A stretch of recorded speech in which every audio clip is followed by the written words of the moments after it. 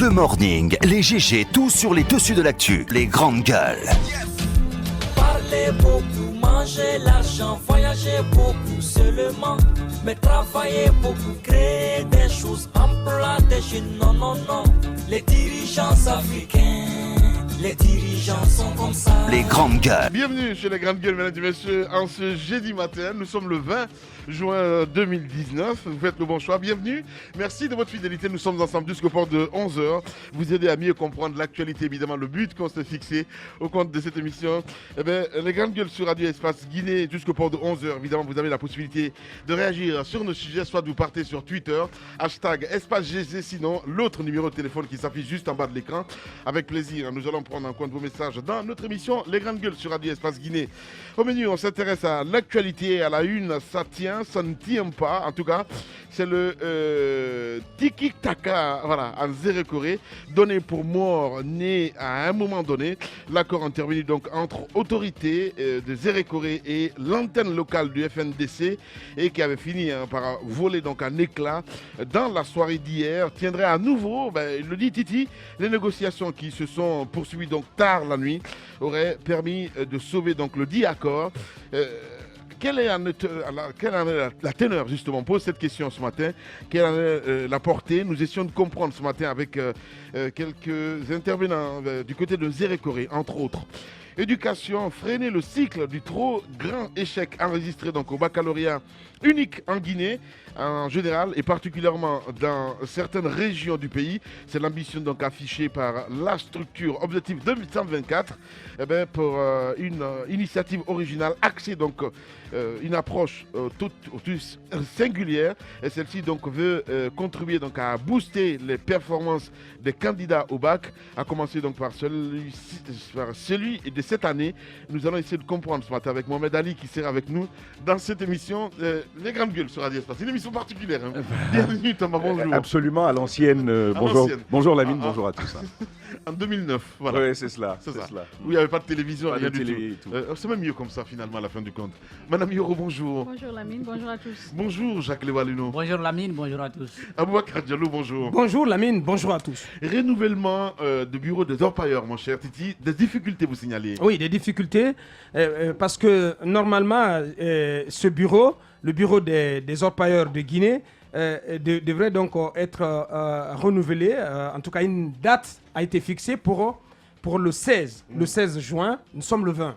Nous sommes le 20 juin, donc il y a 4 jours, cette élection devrait être tenue en Guinée pour renouveler un bureau dont le mandat a échu depuis maintenant 1 an. Parce que le bureau a été mis en place. Il faut rappeler à la base que un bureau de l'association de l'Union nationale des orpailleurs de Guinée, INOG, a été mis en place en 2011, donc sur recommandation de l'ensemble des acteurs qui ont décidé de mettre en place un bureau donc de leur association, de leur union, pour non seulement représenter l'ensemble des orpailleurs, mais aussi pour défendre leurs intérêts. Oui. Ce bureau a été mis en place en 2011 et à sa tête, Elhadj Sako qui a d'ailleurs représenté l'Union nationale des orpailleurs de Guinée à la journée nationale des orpailleurs à Cancan. C'était en présence du chef de l'État. Il avait tenu un discours dans ce sens-là pour évoquer les difficultés, mais aussi les aspirations des acteurs intervenant dans l'exploitation artisanale de l'or. Ce qui va se passer, donc le bureau a été mis en place pour un mandat de 5 ans. Oui. Donc 2011 et déjà en 2016, normalement, le mandat devait expirer. À partir de mars 2018, puisque le mandat du bureau a expiré, sur insistance du ministère des Mines et de la Géologie, donc le ministère va demander que le bureau soit renouvelé, parce que son mandat ayant expiré. En réponse à cette demande expresse venant du ministère, donc une réunion extraordinaire va se tenir le 25 juillet 2018. Donc, je rappelle, nous sommes en 2018. Le 25 juillet 2018, une réunion. Nous sommes en 2019, Titi. Je suis en train de faire l'historique de l'évolution de cette affaire. Donc, sur demande du ministère, une réunion de l'ensemble des acteurs avec 12 préfectures productrices d'or va se tenir à Conakry. Et donc, 12 préfectures vont y prendre part. Et l'ancien bureau à la réunion donc, du 25 juillet 2018, cette réunion extraordinaire, donc l'ancien bureau va être dissous parce que son mandat a expiré. Ouais. Et une commission chargée d'organiser de nouvelles élections comprenant 16 membres va être mise sur pied. Cette commission va fixer initialement, donc, si vous voulez, c'est un peu le montant de caution, de participation que chaque candidat devait payer pour être, par exemple, président de l'Union. Oui. Le montant a été fixé dans un premier temps à 15 millions et finalement pour être porté à 50 millions. Pour être candidat, il faut payer 50 millions de caution. Donc, ce qui va être décidé à la suite par cette commission. Et finalement, il n'y a que 2 candidats qui vont s'acquitter qui vont remplir tous les critères, donc ils vont faire acte de candidature. Il y a le sortant Elhadji Sako et donc un nouvel acteur qui veut briguer la présidence de l'Union des orpailleurs de Guinée, en la personne de M. Tidiane Koïta, qui est connu dans le secteur, qui a été présenté par la Banque centrale comme le plus gros collecteur d'or, donc en tout cas au compte de la Banque centrale. Les 2 candidats, donc les 2 candidatures vont être enregistrées. Et ce qui va se passer, c'est que parallèlement, il va être observé, il va être remarqué que le bureau, l'Union nationale des orpailleurs de Guinée n'a pas d'agrément. Donc des démarches vont être entreprises donc, sous l'égide du ministère des Mines pour que l'organisation ait quand même son agrément. Une commission mixte comprenant des techniciens du département et des membres de l'Union va travailler à cela et finalement l'agrément va être obtenu donc le 7 mai 2018. Oui. Donc ce qui va se passer, donc toute la voie était dégagée désormais pour aller à ces élections. Et les candidatures sont connues, les 2 candidatures sont connues, sauf que problème, le ministère des Mines et de la Géologie et le ministère de l'Administration du Territoire exigent, avant la tenue de cette élection qui était programmée pour le 16, normalement le week-end dernier, le 16 c'était le dimanche, le ministère va exiger, les 2 départements vont exiger qu'avant qu'on aille à la mise en place, à l'élection d'un bureau national, que les bureaux préfectoraux soient renouvelés, estimant que leur mandat aussi avait expiré. Sauf que sur la base des documents que nous avons consultés, les bureaux des préfectures, les bureaux préfectoraux de l'Union nationale des orpailleurs de Guinée, leur mandat n'ont pas expiré. J'ai par exemple leur date de création. Le bureau préfectoral de Kérouane a été mis en place le 7 juin 2018. Oui. Il a été renouvelé le 7 juin 2018 et c'est pour 5 ans également. Donc ça n'a pas expiré. Le bureau de Yomou a été mis en place le 30 juillet 2016. Beila le 10 juin 2016. Macenta le 20 mai 2016, etc. Kankan le 10 janvier 2018. Donc ce sont des bureaux qui dont les mandats n'ont pas encore expiré. La question aujourd'hui, qu'est-ce qui motiverait cette position du ministère des Mines et de la Géologie et du ministère de l'Administration du Territoire? Pourquoi refuserait-on que cette élection ait lieu? Parce que tout est politique, hein, Titi. C'est ça le problème. Parce que moi, je me souviens ici, en ce qui concerne l'élection des chambres de commerce. À un moment Absolument, donné, ouais. C'est une élection qui n'est jamais allée à son terme. Justement, on n'a rien compris. Qui n'est jamais allée à son terme. Voilà. Alors, qu'est-ce qui se passe? Je posais la question au chef de cabinet du ministère des Mines ce matin, donc qui tentait de me donner des explications. C'est important qu'on demande des comptes au secrétaire général, M. Nimaga, pour savoir pourquoi le ministère bloquerait la tenue de cette élection. C'est important que cette corporation s'organise et que le bureau soit renouvelé. D'ailleurs, il faut quand même rappeler que c'est sur demande express de ce département des Mines qui a demandé aux acteurs de l'Union des orpailleurs de Guinée donc de renouveler leur bureau dont le mandat avait expiré. Ouais. Cette demande a été adressée au bureau en 2018. C'est le processus qui est en cours. Une date a été fixée pour le 16 et on ne comprend pas pourquoi on n'arrive pas à aller à ces élections. Ouais. Incompréhensible selon toi, Jacques Léoua? Oui, mais peut-être que sans vouloir aller dans les détails, je crois Bakar en a donné suffisamment. On pourrait peut-être voir la position du gouvernement autrement. C'est-à-dire que le bureau qui va être mis en place, finalement le bureau national, vient d'avoir un agrément. On a des bureaux préfectoraux qui ont des mandats qui n'ont pas démarré au bon moment, disons au même moment. Ouais. Peut-être que la position du gouvernement serait de de caler tout le monde sur une même période, c'est-à-dire 2019, qu'il y ait un renouvellement d'abord sur la base d'une association désormais agréée, parce que d'après les explications que je viens d'entendre, certains bureaux préfectoraux ont été installés alors que l'association elle-même n'était pas encore agréée. À partir du moment où l'association a son agrément, je pense que le gouvernement pourrait trouver normal que les bureaux préfectoraux se remettent en ordre en tenant compte de la nouvelle donne, c'est-à-dire une association agréée, donc de nouveaux bureaux qui s'adaptent à la réalité. Ça ne veut pas dire forcément que lorsqu'on part au renouvellement, que forcément les membres qui sont déjà en place, les bureaux qui sont déjà installés, que les membres vont être remplacés. Mais peut-être que c'est une dynamique comme ça qui pourrait être engagée à la base. C'est ma lecture, en entendant bien entendu de voir plus plus clair. Dépolitiser, on va le dire comme ça, l'administration, Madame Hiro. Ah oui, parce que tout est politisé. Hein. C'est ça aussi le problème en Guinée. On veut tout politiser, mais bon, comme Jacques l'a dit, je pense qu'il faut savoir raison garder, observer les choses, même si vous l'avez dit, hein, au niveau du Bureau national du commerce, de la Chambre du commerce, on a eu des problèmes avec ça, même avec le patronat à un moment donné, on a eu des problèmes. En fait, au niveau de certaines entités qui devraient être indépendantes, on veut juste avoir une même mise à tous les niveaux. Je pense qu'à un moment donné, il faut que certaines entités puissent être indépendantes pour pouvoir donner de bons résultats. Mais en attendant, j'espère qu'ils vont pouvoir se comprendre, parce qu'à partir du moment où l'organisation elle-même n'était pas agréée, donc c'était pas, tout ce qui se faisait n'était pas en quelque sorte légal, parce que l'État, ils n'ont pas reçu le cutus de l'État. J'espère qu'ils vont pouvoir se comprendre, parce que, par exemple, mettre les bureaux, les antennes régionales, c'est juste une question d'entente. Ils pourraient s'entendre, les gens qui sont là, ils pourraient s'organiser de sorte que peut-être les personnes qui ont été, je ne sais pas si ces personnes ont été élues ou désignées, qu'on puisse peut-être à l'interne se comprendre pour que les mêmes personnes puissent continuer jusqu'à un autre vote, un autre renouvellement.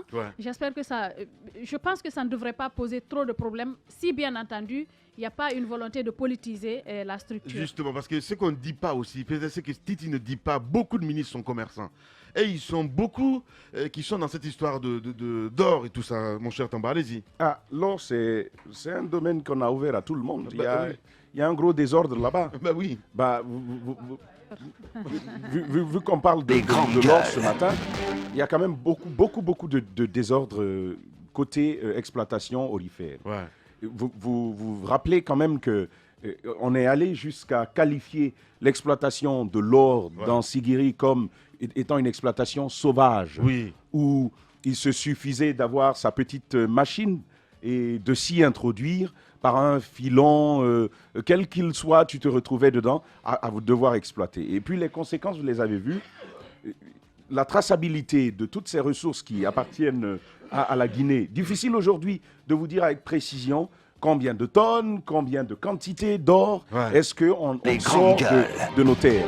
Il y a les chiffres officiels, mais rien ne nous permet de dire à date que les chiffres qu'on nous présente ici chaque fin d'année sont des chiffres qui correspondent à la réalité. Donc du trafic, il y en a, sans parler d'organisations, si vous voulez, d'entreprises internationales aussi, qui ne sont même pas de droit guinéen, qui arrivent en Guinée, on vous dit, ils vont intervenir dans tel domaine, et qui se retrouvent là-bas, en train d'exploiter de l'or, alors qu'au départ, c'était même pas l'objectif de départ.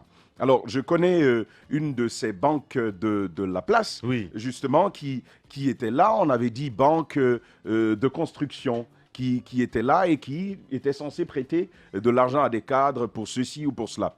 Mais cette banque-là s'est retrouvée à exploiter de l'or du côté de Sigiri, et c'est une banque étrangère. Vous imaginez bien que c'est possible que cet environnement-là soit aussi pollué par divers acteurs qui interviennent là. Maintenant, avoir une chambre nationale d'orpailleurs, comme on le dit, côté commerce, ce serait une très très bonne chose. Moi, je veux remonter à, je crois que c'était 2016, la journée nationale des orpailleurs. La première édition, je crois que c'était en 2016. La seule d'ailleurs. La seule. Voilà, on a donc institué, à l'époque, on avait dit que c'est une journée qui allait se répéter. Et donc, on va là-bas pour mieux penser l'exploitation de l'or en Guinée. C'est une journée comme ça. Je crois le président de la République, le cortège de ministres, notamment ministre des Mines et d'autres ministres s'étaient rendus à l'époque. Je crois que Boubacar Diallo avait pu prendre part à cette rencontre-là. Pas mal de bonnes intentions avaient été annoncées. Bien, on va bien organiser désormais. On va lutter contre l'exploitation sauvage. Il n'y aura plus d'éboulement. Il n'y aura plus ceci, il n'y aura plus cela. C'était les promesses qu'on nous avait faites.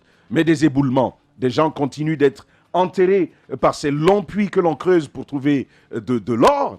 Qu'est-ce qui est fait entre-temps? Ça, c'est une question qui demeure. Ils ont de ces machines. Tu te promènes avec ça, comme un aspirateur domestique.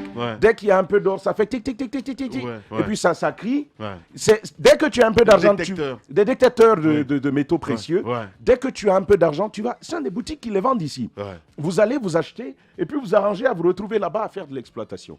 Et donc, cette première ambition de 2016 n'a aucunement porté. Il y a toutes ces difficultés. J'aurais compris que ce bureau, le Bureau national des orpailleurs, serait un cheminement, un prolongement de cette ambition annoncée en 2016. Mais vous imaginez que depuis 2016, jusqu'à maintenant, la situation perdure. Qu'est-ce qui motive donc ce remplacement?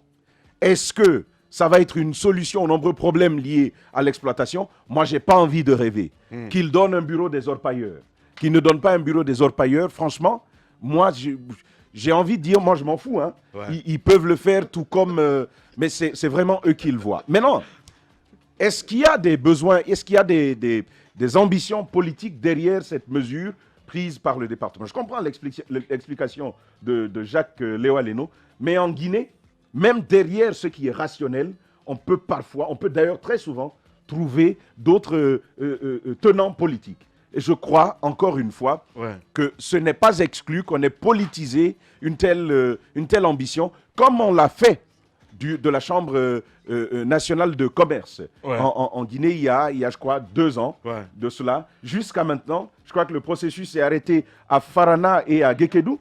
Ça n'a pas pu continuer. En Moyenne-Guinée également, il y a eu des soucis au niveau des chambres de commerce. Ça n'a pas pu avancer parce que tout simplement, la politique nous pourrit la vie, mais à tous les secteurs, ici même en Guinée. Et qu'est-ce qu'il faut faire justement? Aux dernières nouvelles, les acteurs donc, de ce secteur, les orpailleurs ont décidé à l'issue d'une réunion qui s'est tenue hier à Kankan, d'aller à cette élection sans les 2 départements, sans le ministère des Mines et sans le ministère de l'administration du territoire. Donc la nouvelle date qui est fixée, c'est le 6 juillet. L'élection devrait se tenir à Sigiri, donc sans les 2 départements.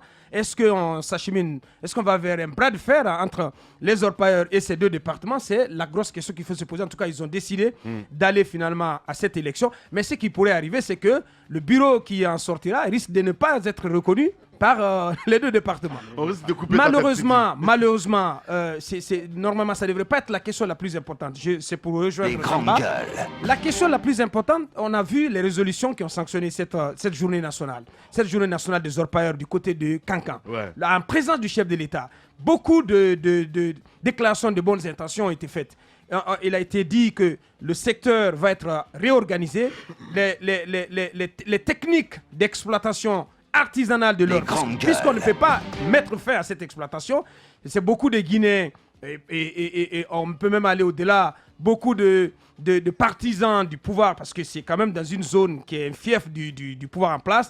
Donc on ne peut pas enlever à ces partisans, à ces Guinéens, on va dire comme ça en général, leur moyen de subsistance. Beaucoup de Guinéens vivent de cette exploitation artisanale de l'or et tout le circuit donc de commercialisation. On ne peut pas mettre fin. Puisqu'on ne peut pas mettre fin à cette activité, on essaye d'organiser par les techniques donc, qui doivent changer, mais aussi par l'organisation de toute la filière, les acteurs et les principes donc, qui doivent régir toute cette exploitation. Des mesures importantes ont été annoncées du côté de Kankan, en présence du chef de l'État.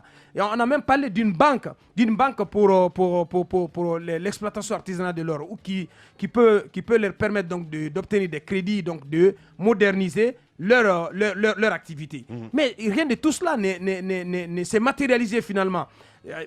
C'est important donc de dire que c'est de la responsabilité du ministère des Mines et de la géologie de prendre en compte ces résolutions, de faire en sorte que ces résolutions puissent être traduites en actes concrets sur le terrain.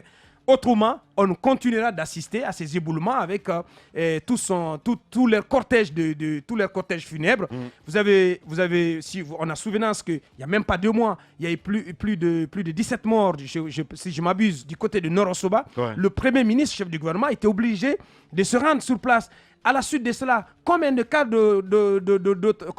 cas d'éboulement a-t-on enregistré dans la savane guinéenne? Ouais. C'est l'hécatombe qui continue. Pendant ce temps, tout le monde assiste à cela. Personne ne lève le petit doigt. Ne lève le petit doigt. Aucune mesure corrective n'est entreprise. C'est ce qui devrait être donc la préoccupation, la question importante de la réorganisation de la filière qui devrait préoccuper plus que la mise en place de le renouvellement d'un bureau. On sent qu'il y a une volonté chez les acteurs eux-mêmes de se réorganiser, donc de se doter d'un nouveau bureau, en tout cas sur demande même du ministère, mais on ne peut pas comprendre que le ministère n'accompagne pas ce processus ou ne le facilite pas. Ouais. Peut-être que le ministre doit s'exprimer là-dessus, je le disais tantôt. Ouais, normalement. Normalement, je pense qu'on devrait attendre une sortie. Non, mais c'est important. Parce que la mise en place d'un tel bureau, Lamine, on l'a dit, avec tous ces éboulements, avec l'exploitation, normalement, devrait rapporter des choses à la collectivité, normalement. Les communautés à la base. Ouais. Parce que vous le savez, le plus souvent, ces zones qui sont riches ne bénéficient pas de leur richesse. Malheureusement. Est-ce qu'il y a suffisamment d'infrastructures scolaires? Parce que le plus souvent, c'est là-bas que j'ai appris qu'une jeune vierge, même les jeunes filles vierges sont quelquefois exploitées sur le champ d'exploitation en quelque sorte, que ça pourrait faciliter. C'est des idées reçues. C'est des idées reçues que les gens ont, qui se disent que oui, quand une jeune fille est déviergée sur place, ça permet d'acquérir beaucoup de richesses, des recherches que je faisais entre-temps. Donc, est-ce que la mise en place de ce bureau pourrait permettre de prendre en compte les droits de la localité, des citoyens à la base? Ça pourrait permettre, par exemple, d'avoir un centre de santé, parce que vous le savez, à l'intérieur du pays, il y a des femmes, par exemple, qui meurent en couche, justement parce que le temps que le travail commence dans la localité et qu'on la transporte dans une zone urbaine où il y a un centre de santé, où il y a un hôpital, il y en a qui meurent en cours de route.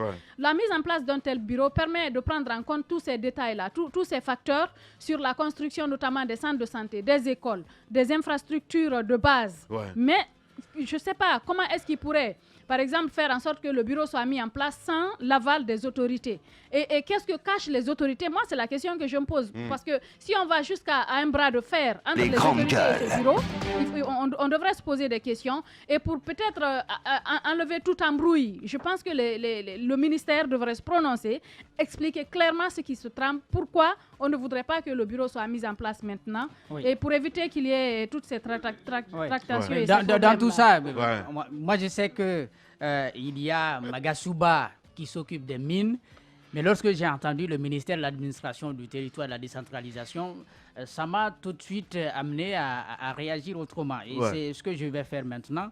C'est que Bourema est dans une logique.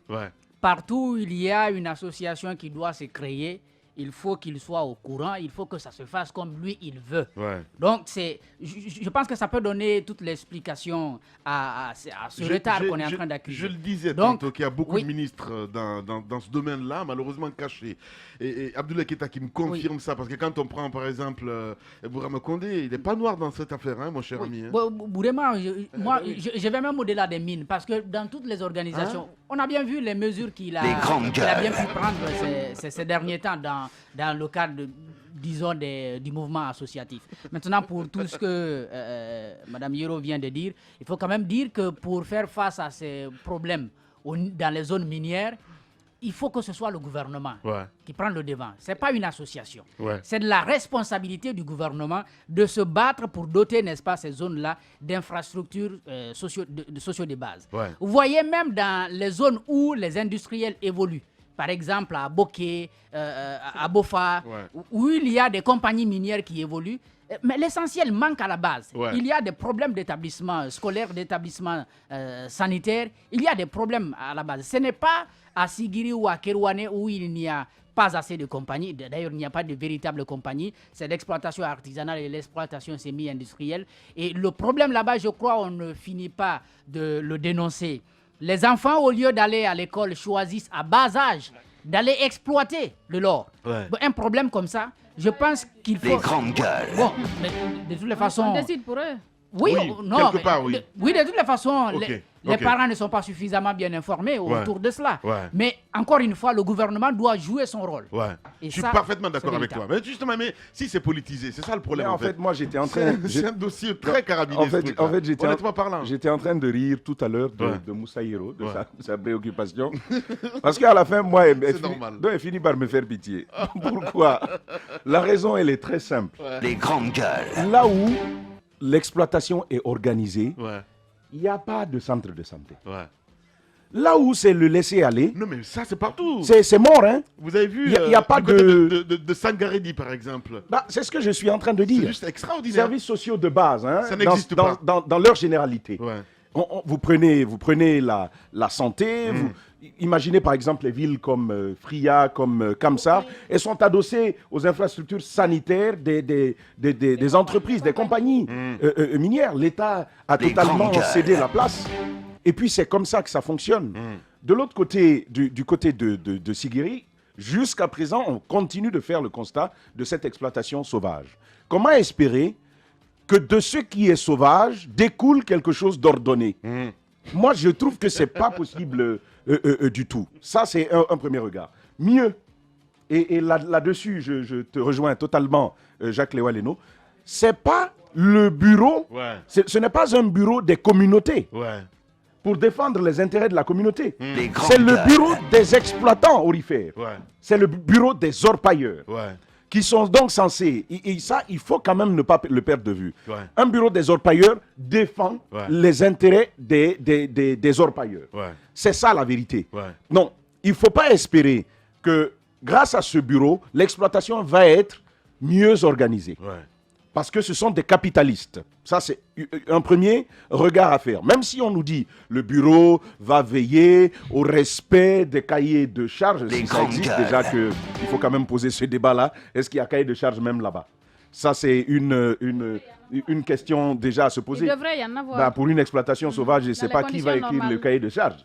Donc ça, c'est... Mais un bureau, qui écrit le cahier de charges? C'est de l'État que ça provient. Justement, peut-être que l'État est en train de se battre pour aller dans ce sens-là. Voilà, mais il y a une chose. En aidant déjà la structure à obtenir un agrément, on essaie de faire en sorte que les choses se passent normalement. Moussa Hiro, c'est quand même important, et c'est là tout l'intérêt de ces débats. Il n'appartient pas à l'État c'est vrai, l'État organise un peu de tout, mais l'organisation des orpailleurs à l'intérieur doit être déjà une initiative même des orpailleurs pour mieux structurer leur action. Allez, nous allons partir sur le terrain. Sadou Nimaga en direct ce matin chez les GG. Les grandes gueules. Bonjour, monsieur le secrétaire général du ministère des Mines. Bonjour, monsieur. Bienvenue dans notre émission. Alors, il y a cette